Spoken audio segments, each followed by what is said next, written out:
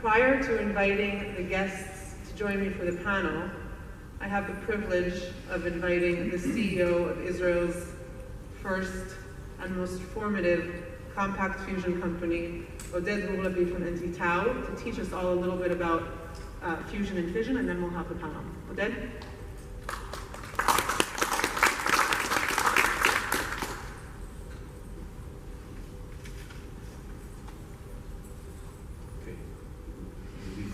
Good afternoon to everyone, and happy to be here, and thank you for the invitation to actually put fusion on the table here in Israel. We are looking at a lot of the fusion conferences around the globe. Those are becoming very big, but here in Israel we're starting. So it's a great opportunity to start talking about this.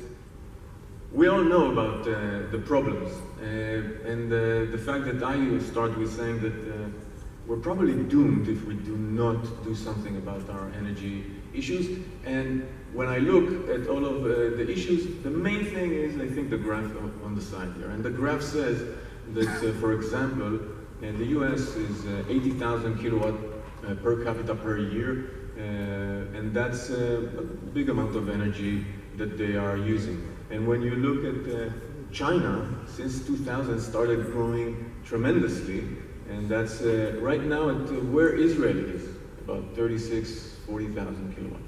India, 1.5 billion people, is only 6,000. And in the graph I didn't put Africa and others. So we have about 3 billion people to get them out of energy poverty. That's not a small amount of energy, and we need a very, very strong amount of energy. What can do that? Well, there is a solution, and nature gave it to us. And nature gave the most abundant source of energy, and that's nuclear energy. And in nuclear energy, there are two kinds of energies, the fission and fusion. I'll just give a short background just to give us an opportunity to discuss both of them. In fission, obviously, that's the known nuclear power. That's the power stations that the US has about 94 of those. China is building 6 every year now in the next decade, and these are the main issues. Fission is the known, the mature technology, and it's splitting large atoms. Basically, uranium splits and sends a lot of energy out. That energy can be absorbed, transferred into heat transferred into steam and energy, electricity, etc. It has a high level of radioactive waste that needs to be dealt with, can be dealt with, but still, that's one of the caveats. And negative reputation because of things like Fukushima, Chernobyl, and maybe 3 Mile Island in the US, but again, those are things that are minor compared to other energy disasters that existed. Fusion, on the other hand, it's actually the opposite. You need energy to fuse two light elements, and you need to take the lightest elements, and in this case it would be hydrogen, inherently safe. It needs energy to do it. It doesn't happen by itself, so you don't need to spend a lot of energy for safety around it. Low level of activated material, and basically, though, it's in R&D phase. Now, we know fusion for about 80 years. It's since the 40s. It's not something new, but it hasn't been solved commercially yet. We're making fusion in the labs for many years, but it hasn't been solved commercially yet, and that's basically what we're trying to show and see that it can happen. So this is the process, and we're going to take deuterium and tritium, those are the heavy ions of hydrogen, basically coming from water and lithium, and give them enough energy. It's 100 million degrees, which is difficult to create, and what you need to create in that situation is actually suspend plasma, suspend the hydrogen and heat it up into those temperatures so it doesn't touch anything. So the sun is very simply doing it, and all the stars, they're just out there in space not touching anything. They can still be at very high temperatures. Here on Earth, it's very difficult. The only real way to do it is to hold it suspended in kind of a magnetic pressure cooker. And the magnets can hold the plasma away from the walls, enabling to heat the plasma to high temperatures, creating the conditions in which those two ions can collide. It's about 1 million meters a second. That's the energy that needs to make them collide. And there you get helium and a very fast neutron. That's the energy in a kinetic way that comes out. That energy can be then harvested, heat transferred into steam, and therefore energy, electricity or whatever we need. So that's basically the process, the physical process. And the other thing is the amount of energy. We discussed 3 billion people in energy poverty. That's the difference in energy when you use chemical energy, like coal, like oil, 30, 50 megajoules per kilo of matter. And when you use deuterium, tritium, and in fusion, you get 350 million. That's 10 million times more energy per matter. And the source, which is great, the source is almost limitless on Earth. Let's just say that. It's, from water you get deuterium as much as you need, and lithium is very abundant. We won't need so much storage, so a lot of the lithium can be used for fusion, and basically from a computer you can have a small town light up for a whole month. So basically that's very, very abundant, and also is not controlled by anyone actually. Think about the geopolitical meaning of that. So why now? And I think the basic question, I think my father also asked me when we started this, what's changed? I mean, 80 years trying to do it, billions of dollars, the best scientists in the world are trying to solve it. What has changed to make this maybe happen in the near future? First of all, I would start with the right downside, the down right side here, and the technology. Technology advancement have enabled and are enabling today things that we couldn't do in the 60s or 70s or later, even in the 2000s. Basically, computer simulations are much better, we all know that. Power electronics today are enabling to create, control high energy capabilities, to push and control them very, very accurately. High temperature superconductors, those are now enabling very strong magnets in a very kind of a more better way of controlling them and creating that pressure cooker that we need in order to suspend the plasma in those high temperatures. And what the other thing was that the need is so high that people like Bill Gates and Jeff Bezos and others decided to go in it in a private way, and the private sector is now pushing very hard. It's putting $7.1 billion in the last decade and really pushing hard, and that's above what the governments are putting. We have about, in the globe, about 45 startups that are doing it, different technologies being tested, and very fast. Because that's the way startups think, and we're trying to do it in a very strong manner, and the fast pace will enable also, I think, to really resolve which technology will be best. And some of the investors actually have a portfolio, I would say. So that's the main issues why I believe it's gonna happen now, because when this private sector pushes, and it happened in almost all technologies that we looked at it. It came out of academia, goes into the private sector, being pushed across the board, creates the breakthroughs that are needed. When you look at this picture, you see ITER, that's the International Thermonuclear Experimental Reactor. That's the most expensive experiment of humanity. It started with Reagan and Gorbachev in the 90s, and the idea was, let's solve the energy problem of the world. Let's show that it's possible to create fusion. This is a $30 billion project that hasn't even closed yet for experiments. Many scientists are upset with this, and we can see also that the time and the schedule of this is taking too long, and that's where we get to a situation in which we've got to move the private sector, and startups are going in. And when we look on the governmental strategic kind of plans, we see many countries, big and small, starting to have roadmaps and strategic plans for fusion. You see, Germany just recently announced a $1 billion fusion plan, and other countries, as you can see, just 3 weeks ago, South Korea also announced almost $1 billion of a strategic plan to push the ecosystem of that country to connect to the future of energy, which is mainly going to be eventually, hopefully, fusion. So what are we doing, and what's happening in nT-Tao? Just a few slides on that. nT-Tao, what we've taken is some great ideas from the 60s, 70s, 80s, and the 2000s, and we took some new technologies that are enabling some of those things to work better, and we see that it actually, those technologies are lending themselves to a smaller system, a 10 to 20 megawatt kind of power box of, hopefully, as a vision, a container-sized system. And maybe the first systems will be bigger, but that's the idea, and it is happening. That kind of 10 to 20 megawatt distributable, scalable kind of solution, when you think about that, changes the world. And hopefully it does that. Power smart cities, data centers, and small towns and cities, off-grid, microgrid solutions, small islands. That's a great opportunity and solution. And if everything works correctly, it will happen this decade. And that's the main, I think, message for me. It's not happening 30 years from now. It's going to happen this decade. And things are happening in the lab, lighting the plasma, testing, measuring, and understanding where we need to go. Startup, the best thing to do is make mistakes very quickly. So you understand what's the best path, and that's what everybody is doing. We're very proud with our partners and collaborations.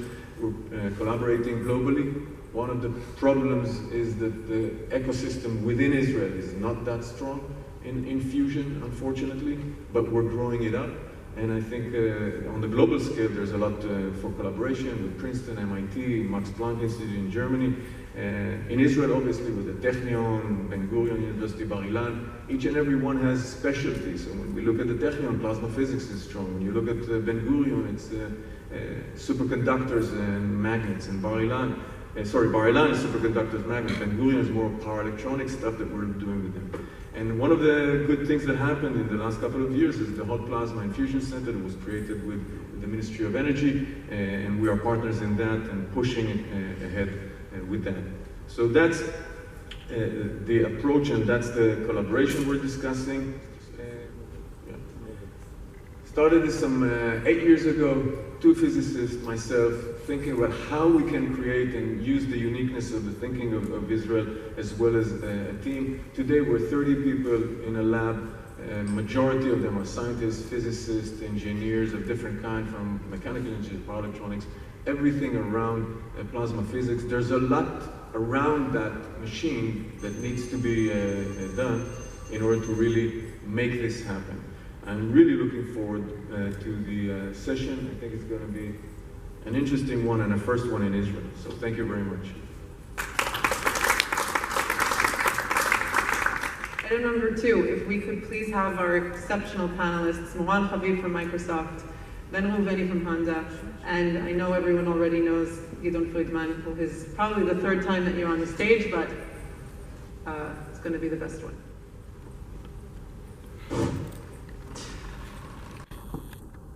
I've seen you present before, and every time you present, I'm in awe. And just by a show of hands, have any of you seen the presentation from nT-Tao before?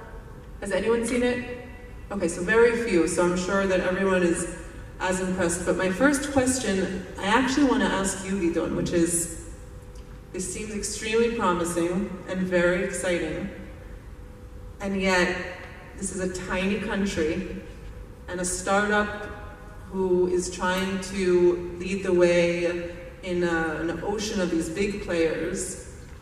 Can we actually do it? Can Israel have a stake at the global fusion space? I believe so, yes.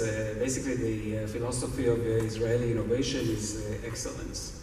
And nT-Tao came with a very interesting idea on how to do fusion.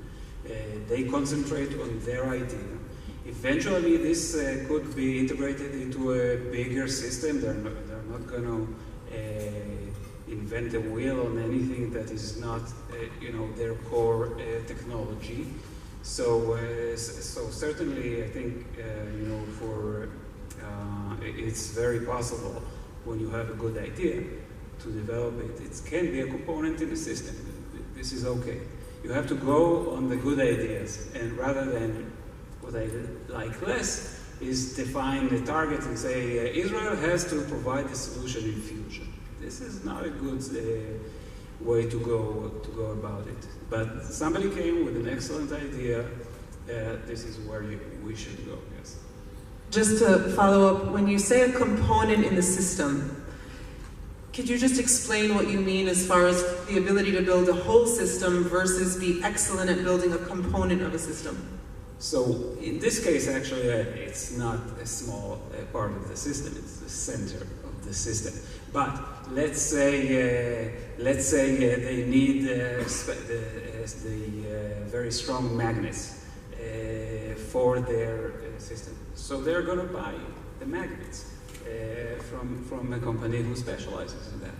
So this is fine. They're not going to develop everything. And then, of course, all the heat component of the system, that's for sure going to come from a company who specializes in converting heat to electricity. So in this case, it's more than a small component, but I'm saying it as a general philosophy for Israel as a small country. If you have a good idea, go take that as far as you can, and then integrate it into a complete system. Thank you. Moran, you sit in a very unique position at Microsoft. You report to the CTO's office. You have a strategic overview of everything happening. Given the size of the players, again, globally, what strategy can be deployed here for Israel so that a company like nT-Tao, but not only, other future technology companies can participate in what's happening? So I'll start maybe by saying that as Gideon said, we are very, very good in taking 0 to 1. The innovation in Israel, very good in taking 0 to 1, right? In creating something new, very, very focused. I will add even to what Gideon said that we need to take our strong advantages like machine learning for simulation, that we were just discussing also cyber, because in the end of the day we want to make sure that those systems are not being attacked, not only by the way in Israel, all over the place. We know that some of the big attacks come from also energy system, but also if somebody is going to attack such a strong system, it's going to be very problematic. So no one is going to put something out there if it's not well protected. Thank you. Oded, when you talk about ITER before, and other large systems like tokamaks, and in general for fusion and fission, but we're talking about large systems. And nT-Tao is developing a compact system. Where do you think the advantage lies in developing that compact system within the world of these larger systems, and what's the relationship between them? It's difficult to create a small system in fusion, basically. The sun is pretty big, and holding plasma for a long time requires a large system. And so it's difficult.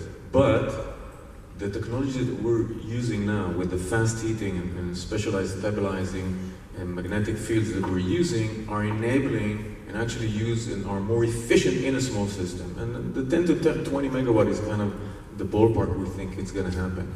Now, a system like that is probably going to be mass produced. Mass production reduces price first. Secondly, will reduce a lot of the know-how that eventually it's not custom-made one big station that costs billions of dollars and has a lot of infrastructure. It reduces the infrastructure needed for that. The other thing is that it is distributable.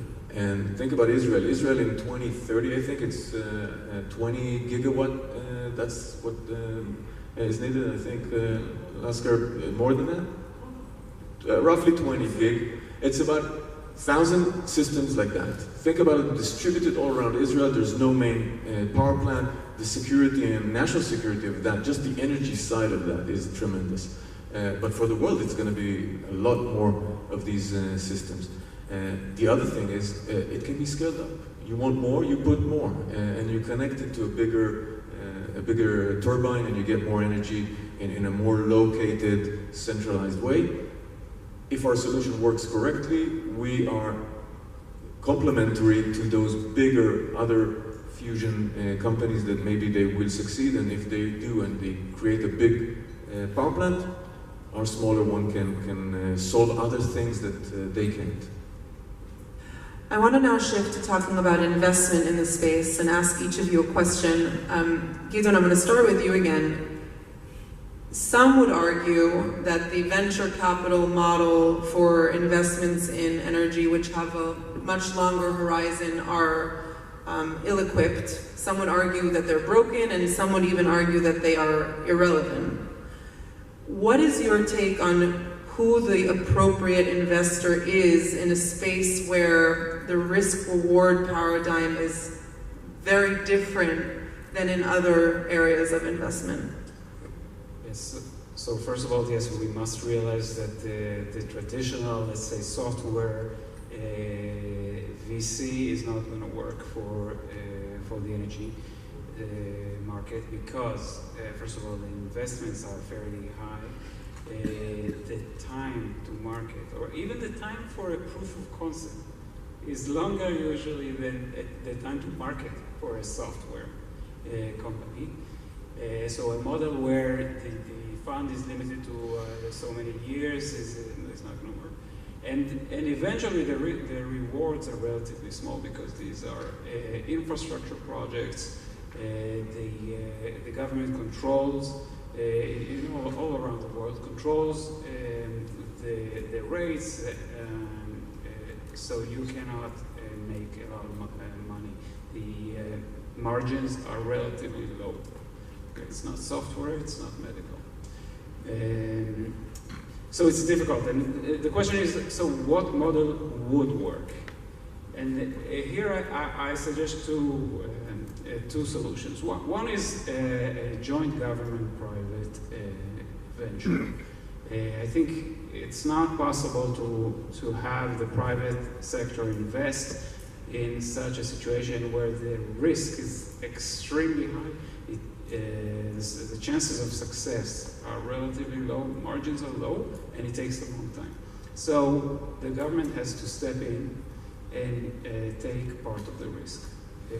In Israel, it does it for the early stages, but I think it's necessary also for medium, let's say the mid-level stages, where for energy systems, they're still not secure. Even after the proof of concept, it's not enough.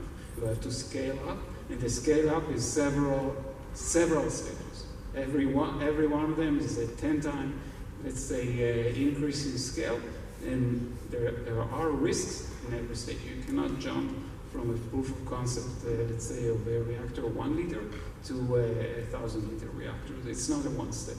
So the government has to step in the middle stages and allow for pilots, which are relatively high cost because these are not small systems.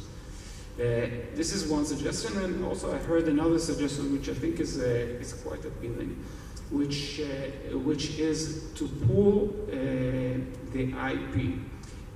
Academic institutions can do something like that. They can offer a pool of IP for the investment community. A pool of IP, there is a chance that something from that pool will work out, and potentially investors would be willing to invest in the pool. And then somebody from related to the university or academic institution or some other, maybe even a government funded research institution would now push the technologies forward from based on such funding. I think this is an interesting model that I heard from finance guy, which could also work here.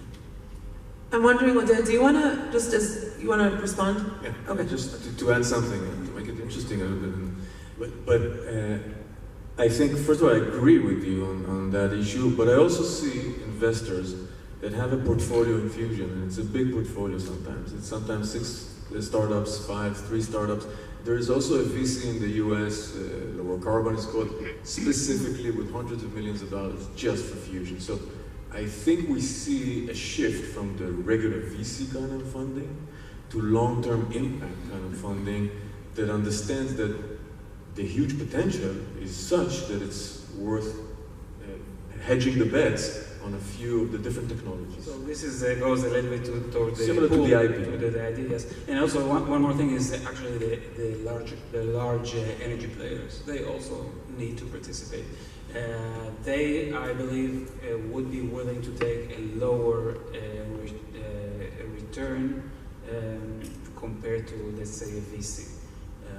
Because they, it's their market, they need to make the transition, and so the large energy corporations should participate also in this game.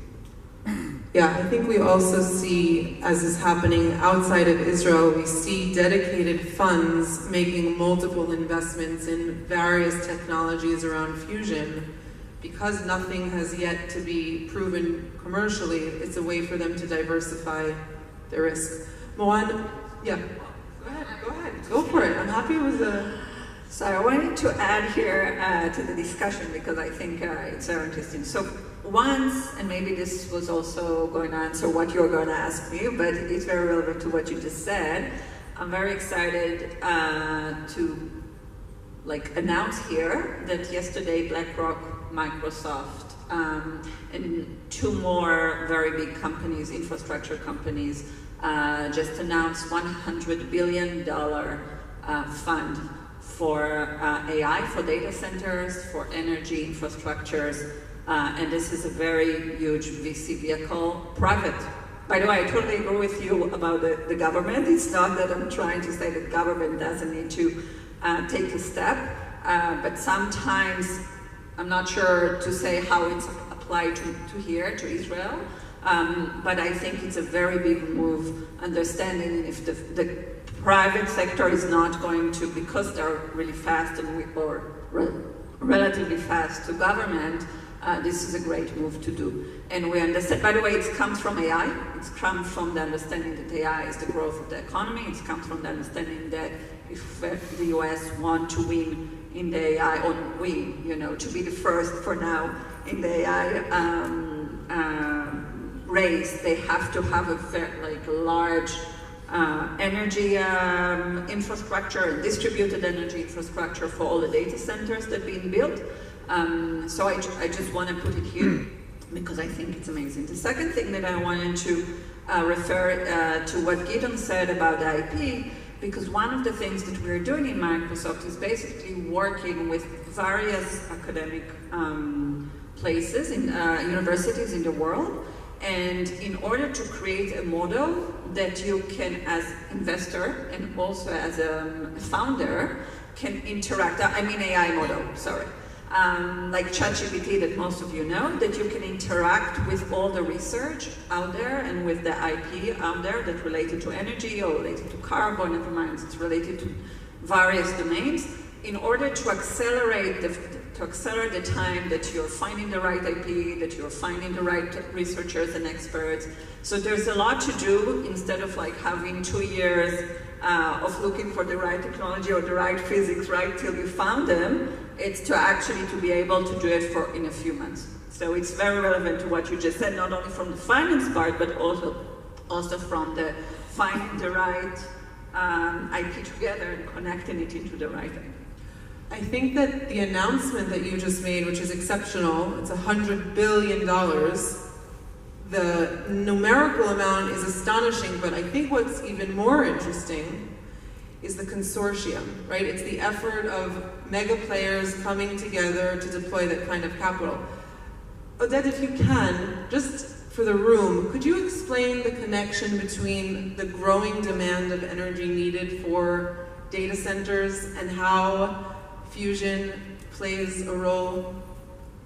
Happily, AI or data centers are not measured anymore by the strength of the computers, obviously. They're measured by megawatts of power that they consume. And I was in a conference recently that talked only on data centers, and Microsoft was also there, obviously. And the entire discussion is, where do we get the energy from?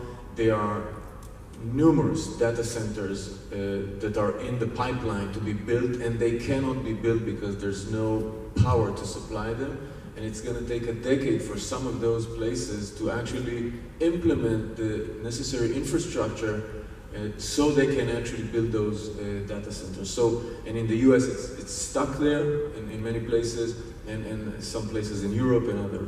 So the question is, how do you really create that?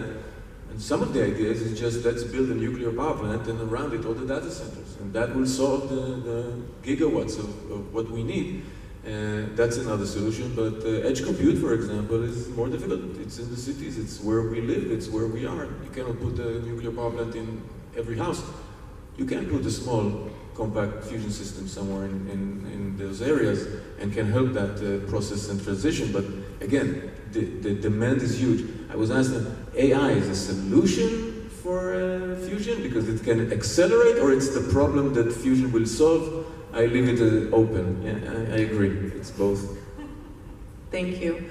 So we have these new models, new ways of thinking, less traditional methods, and then Ben, back to you. We also have this trifecta that you represent, which is a traditional player, Japanese, and also from the transportation automotive space. Do you, looking forward, do you see this as more of something that will happen repetitively, which is that a company like Honda or other mobility players, sector-specific players, will take higher risks in investing in future technologies? Yes, no doubt. Most traditional companies, specifically in my space, in the mobility space, are facing a huge challenge when it comes to the competition with EVs from China, and in general, the change in public preference. And this is very similar to what Oded and Moran told us right now about AI. The definitions and the consumer priorities are changing. Nobody's talking about horsepower, torque, or 0 to 60. It doesn't matter anymore. Nowadays, people are talking about range and weight, energy density, and actually where do I get the next fueling opportunity. Never an issue in the traditional mobility space.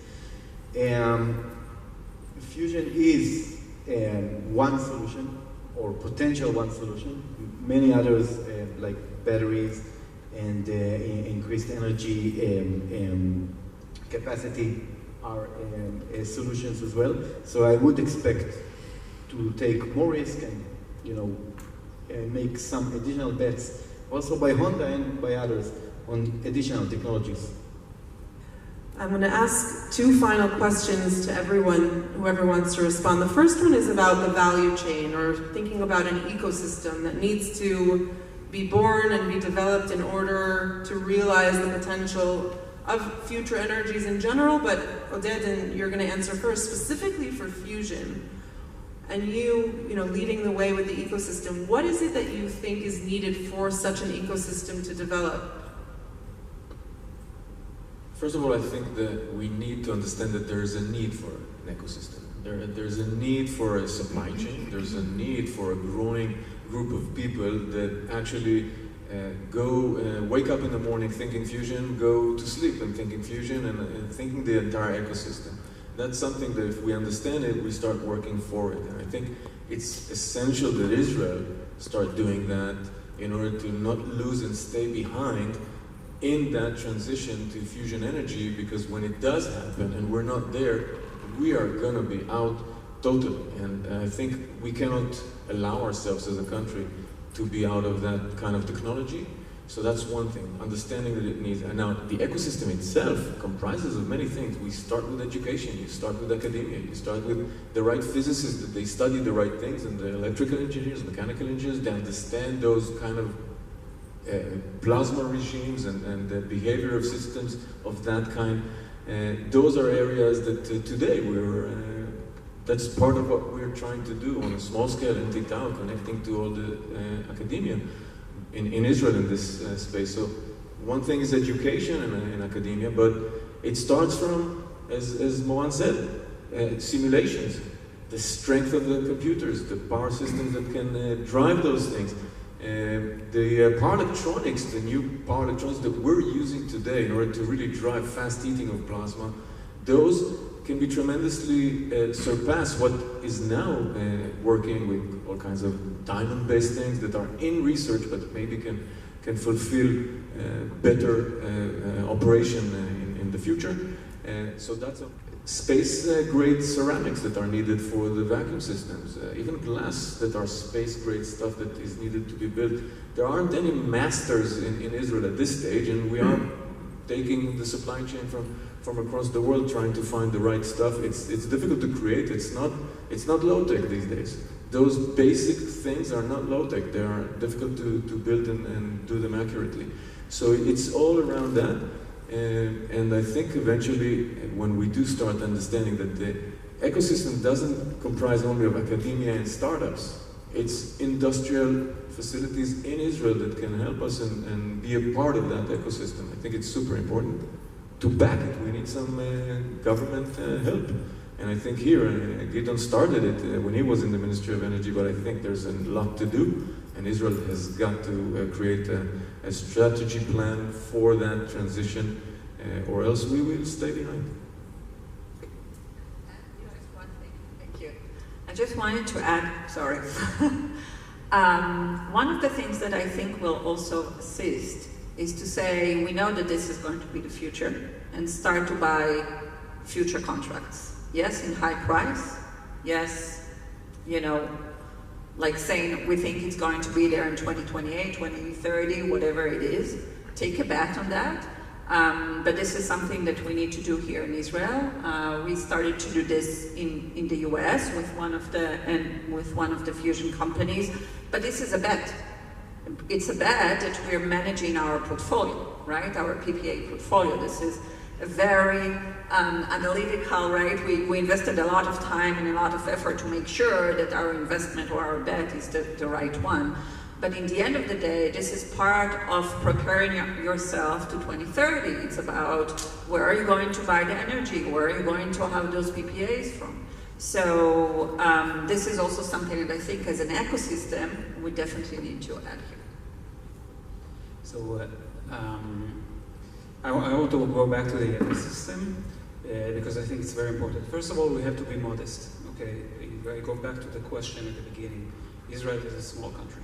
We are not going to be able to educate here all the areas of expertise. We need to choose a few, one or two, maybe plasma, because this is the basic, where we will have enough personnel or experts in that field. But we should not expect or even aim to cover all of the technologies. We will, as a small country, excel in specific areas. All of a sudden comes a genius and he worked in a very specific topic and he will contribute his part in the system, and other parts will need to be purchased outside. However, the government does have to try to find a few, and I think plasma physics is one, a few topics where it puts a little bit of effort in getting the personnel, the people, to give a good basis for further development. This is necessary because in order to get the students, let's say the early stage people to come into, they don't know about fusion, or maybe a few do, but generally it's not a topic that students would choose today. They know about AI, they know about machine learning. They don't know about specific topics. And here the government has to step in a little bit, develop the programs, and do a little bit of advertising to get the people in. So this is one thing in the ecosystem. The other thing in the ecosystem, which we found, is the industrial management personnel. Without good management people, the industry is not going to develop in Israel. We have excellent people in software. We have good, large companies in software. We have very few companies in hardcore hardware here in Israel. And we need to make an effort to shift some of the excellent managers to this industry. This is also something, so the ecosystem in Israel, we take the companies from startups to larger companies. This is missing, and we have to try and do that as well. Potentially, by the way, working with the large corporations and trying to convince them, that Israel is a good place, and get the research centers and get the research centers or development centers in Israel in areas other than software. I just want to add about the ecosystems. I believe Fusion has a few paths, and it could nurture few ecosystems. So Honda specifically doesn't have a specific goal or aim, and they don't predict the future. This is why this investment and any collaboration we have with nT-Tao is an early access ticket for whatever the fusion will hold. It's a bet that can take different phases, and obviously it could be, if it will go to mobility, it's a great match, and if it will go to other places, it's still a game-changing technology that Honda will benefit. I think that the main advantage that can make it a universal solution for many ecosystems is the fact that it's an end-to-end solution. It's a full system, so you can take the container, the Tao box, right, and just plug it into a mobility setup or a residential setup or even AI data center setup. It works similarly in different ecosystems. And finally, I'm getting on a plane in a few hours to go back home. I live in New York. Most of the panel here will be joining in a few days for Climate Week, which takes place in New York. I think that what we share in common is understanding the collaborative nature that's needed to inform how this ecosystem comes about. I'm wondering if each of you briefly can share, what does collaboration in this space mean for you as part of a foundational component of the strategy, so that next time when you present, we can see Israel on the map of the government strategies in place with collaboration as a part of it? First of all, I think we got to embrace collaboration as we understood the ecosystem in Israel is not that large, and even within what we have here, collaboration is key. From the beginning, we understood that we need to collaborate in different levels and different areas, and the collaboration with Princeton around different simulations is critical, with MIT on diagnostics for plasma is very important, as well as with Max Planck Institute on other kinds of simulations, etc. The collaboration is also with corporates. I mean, Honda is one example, and there are other very, very big corporates that are that have enabling technologies. And as Gideon said, we have to go out and bring those technologies in. And at this stage, when we are at an early stage, trying to create the kind of syndicate around nT-Tao in order to really make it happen, there's a lot of work to bring the right partners at this stage, the right corporates, the right financials, the right industrial companies, with the right technologies as well, so we can accelerate and work fast. I think that's critical in what we're doing, and part of that, hopefully in Climate Week in New York, we'll have some of those discussions. Collaboration is essential in such huge projects, of course. It works well when both sides can contribute and it's not one-sided. I think in this, it worked well in the private sector, but also if the government has sort of additional platforms for collaborations, it helps sometimes because it's not always easy to reach out to a faraway country and find the right collaborator. So here also, when the government does have a few of these platforms, such as Bird Energy, but also the various Horizon projects, which are, I think, generally good examples of collaboration. They're part of the collaboration system. They're not complete, but certainly it's critical. So, for us, we are looking into accelerating sustainability with AI and making sure that AI is sustainable. For Microsoft, we are committed to have responsible AI. Responsible AI means also sustainable AI, something that the world can actually sustain. The three billion people that you were talking about in the beginning can actually get this energy, but also get access to AI through this energy. And we're inviting anyone to collaborate with us around that. I'm very, very happy to speak with anyone here in Israel, but also in Climate Week as well. And I also just want to add one more thing. Shana Tova to anyone. Happy New Year. And may the hostages will be back soon.